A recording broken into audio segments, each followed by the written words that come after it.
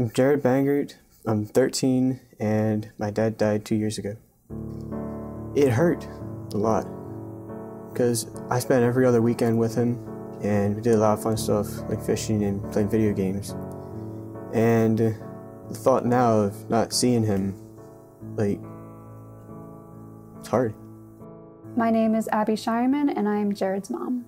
Jerod's dad found out he had pancreatic cancer in November, and he passed away in March. I didn't know it wasn't my fault, and I had nothing to do with it. Jerod was very distant. He thought that his dad would just take some medicine and that he would get better. And he was 11, so he didn't understand. So unfortunately, we had to tell him that he wasn't going to get better. He was acting out in a quiet way. Like he wouldn't participate, he wouldn't do his homework, he'd play ice hockey, but he was on the ice, but he wouldn't really play. He didn't have any friends over, he didn't talk to any friends. He didn't act out in a bad way, but more he would sit in his room, and when you asked him to come be part of the family, he would just sit there, and he just wanted to be alone. I'm Terese Vorcheck, director of the Highmark Caring Place.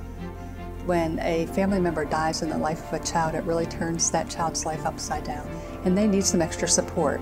And they find that at the Highmark Caring Place. They find support from other children who have had a death in their family as well. We tried to explain to him that he's not alone, and that he's not the only child that's ever lost a parent, and that he didn't cause it to happen. So we brought him here, and it took a couple weeks, but towards the end, he was smiling again, he was playing, he engaged with the kids that were here. It was just so nice to see him come back to life. Well, I didn't want to go at first, because I didn't want to talk about it. We did a lot of fun activities, we talked about it, and made a lot of new friends.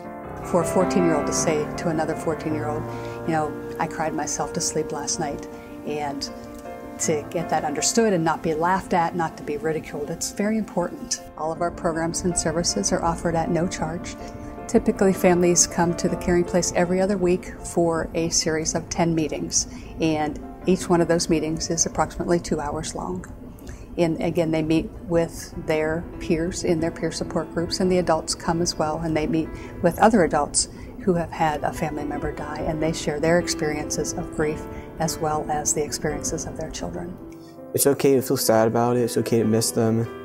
You know, they'll always be with you wherever you go. At the Highmark Caring Place, we see children at the end of the program walking out differently, walking out with more hope. This is a room in the Highmark Caring Place where the preschoolers play and interact with one another. And it's important for people to know that even at this very young age, at the age of a preschooler, that children this young do grieve as well.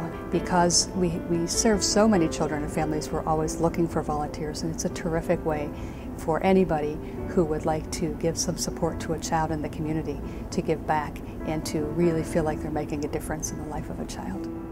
Jerod would not be the confident, happy teenager that he is now had he not come here. We're in this together.